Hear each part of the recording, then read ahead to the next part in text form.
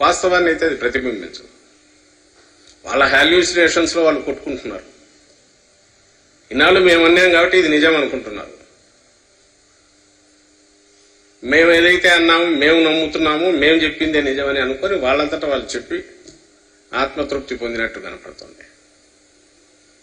ప్రజలు ఆలోచించాలని ఎందుకు అనుకుంటారు నాకు అర్థం కాదు.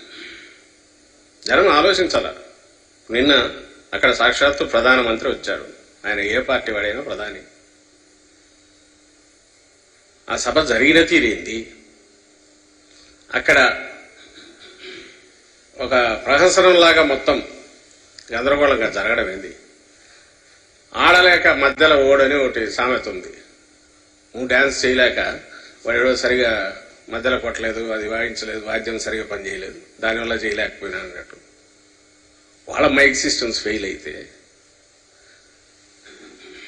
ఆ కన్సోల్ ఎవడు తీసుకెళ్లి ఎవడు జనంలో పెట్టుకుంటారు.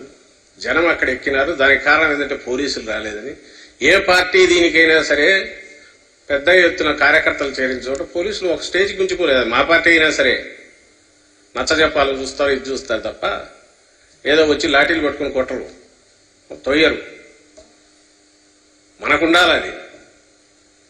నా సిద్ధం సభలు జరిగాయి చూశారు కదా. అక్కడ కూడా ఎక్కడికక్కడ వాళ్ళు మా కార్యకర్తలు నిజమైన కార్యకర్తలు డెడికేట్ కాబట్టి డిసిప్లిన్ క్రమశిక్షణ ఉంది. అయినా సరే ఎక్కువ మంది చేరిన చోట ఇబ్బంది లేకుండా చూడడానికి మన ప్రయత్నాలు మనం చేసుకోవాలనే కనీస జ్ఞానం లేకుండా నయం అదేదో పొరపాటున కరెంటు గిరెంటు పోయితే దాన్ని కూడా గవర్నమెంట్ అనడమో మమ్మల్ని అనడమో చేసేవాళ్ళము. దానికి పోలీసులు ఎవరో ఇది చేయలేదని, దానివల్ల అది ఫెయిల్ అయిందని, మీ చేతగాంతనానికి ఓ చిన్న సభ అంతా చేస్తే 50,000 60,000 వచ్చింటారేమో, లక్షకు లోపు. దాన్ని పట్టుకొని అసలు మొత్తం సరే మీ సభ మీరేమన్నా పొగుడుకోవచ్చు, ఎట్టయినా చేసుకోవచ్చు, అది మీ వాళ్ళ ఇష్టం. దాంట్లో వాళ్ళు తృప్తి పొందితే కాదని మేమెవరం. కానీ మీ చేతగాంతనానికి ఫెయిల్యూర్కు దాన్ని తీసుకొచ్చేసి డిపార్ట్మెంట్కో పోలీసుకో ఇంకోరికో అట్రిబ్యూట్ చేసే ప్రయత్నం, అక్కడ ఇంకో దివాళా కోరుతున్నాం. అక్కడ జరిగినవన్నీ ఒకసారి రోజు ఇప్పటికే ఎక్కడికెక్కడ అన్నిట్లో మీడియాలో వస్తున్నాయి, సోషల్ మీడియాలో వస్తున్నాయి. ఆయన ప్రధానికి మోడీ గారికి సన్మానం అంటారు, శాలువ రాదు, ఇద్దరు నిలబడి ఉంటారు. ఆయన తీసుకొచ్చి ఆయన్ని అవమానించారు, పుష్పగుచ్చం అంటారు, అది రాదు. అది వాళ్ళ ఆర్గనైజేషన్ లోపం, వాళ్ళ చేతగాంతనం.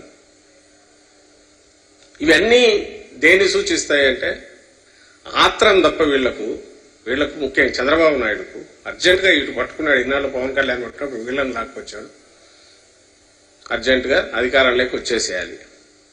ప్రజలు మళ్ళీ అప్రమత్తులై లేకుంటే వాళ్ళు క్వశ్చన్ చేసేలోగా దడదడగా కొట్టేసి వచ్చేసేయాలి. తాను జగన్మోహన్ రెడ్డి గారి గురించి తనకు పీడకలలు ఏమేమి వస్తున్నాయో అవన్నీ జనం ముందు పెట్టేసి కక్కేసి తొందరగా ఓట్లు ఇచ్చుకుని రావాలి. ఈ ఆత్రం ఏదైతే ఉందో, అందుకే ఆయన ఏం మాట్లాడుతున్నాడో తెలియకుండా పెద్దానికి ఈయన చప్పట్లు కొడతాడు. అందరూ గమనించే ఉంటారు.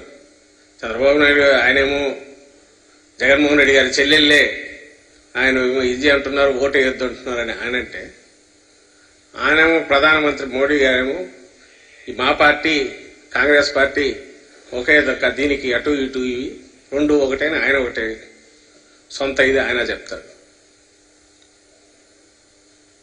ప్రజలు అంత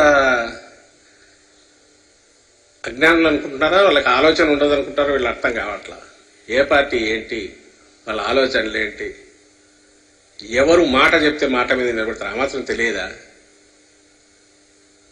బట్ మన దాంట్లో మనం అనేస్తే పోయే మెసేజ్ పోతుంది, ఎక్కాల్సిన వాళ్ళకి ఎక్కుతుంది, జనం ఓట్లేస్తారనే వాళ్ళ ఆశ ఆత్రం మాత్రమే నిన్నటి సభలో కనపడుతుంది.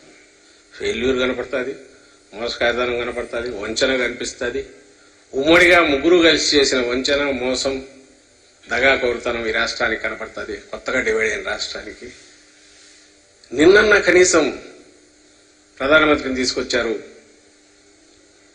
మా ముఖ్యమంత్రి గారు జగన్మోహన్ రెడ్డి గారు ప్రధానమంత్రి హోదాలో ఆయన వచ్చి గవర్నమెంట్ స్టేజ్ మీదే రిక్వెస్ట్ చేశారు, గుర్తు చేశారు ప్రత్యేక హోదా గురించి, ఇతర హామీల గురించి, విశాఖ ఉక్కు గురించి. తర్వాత కలిసినప్పుడు చెప్తున్నారు. మీరు ఒత్తు పెట్టుకుని వచ్చారు. రాష్ట్ర ప్రజలు సహజంగానే ప్రత్యేక హోదా గురించి ఎక్స్పెక్ట్ చేస్తారు. కనీసం ప్రస్తావన కూడా చేయలేకపోయినారు వీళ్ళు. ఎంతసేపు జగన్మోహన్ రెడ్డి తిట్టడానికే తప్ప